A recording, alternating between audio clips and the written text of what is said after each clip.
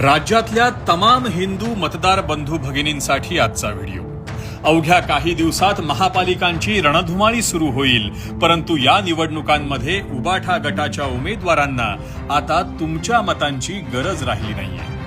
कारण कधी काळी रामाचं नाव तोंडी असलेल्या या पक्षातील उमेदवारांच्या तोंडी आज अल्लाह तालाचं गुणगान गायलं जातंय। चिपळूणमध्ये प्रचारादरम्यान उबाठा आमदार भास्कर जाधव यांचा हा व्हिडिओ एकदा पहा। 2 इंजेक्शन घेतली आणि मी तुमच्या समोर आलोय। काय नाही होणार ना? अल्लाह तालाची दुआ आहे। बस आमीन। ज्या पक्षाच्या नेत्यांच्या तोंडी कधी काळी रामाचं नाव असायचं, तिकडे आता अल्लाहची कृपा आणि इन्शा अल्लाहचे नारे दिले जात आहेत। ही फक्त झलक आहे।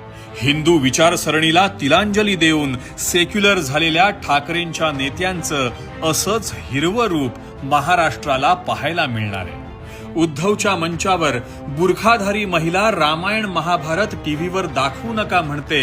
मराठवाड्यात ठाकरे 7 उमेदवार मुस्लिम समुदायाचे देतात आणि कोकणात आमदार जाधव आमेन म्हणत पक्षात असलेल्या हिंदुत्वाच्या शेवटच्या कणालाही काडी लावतात।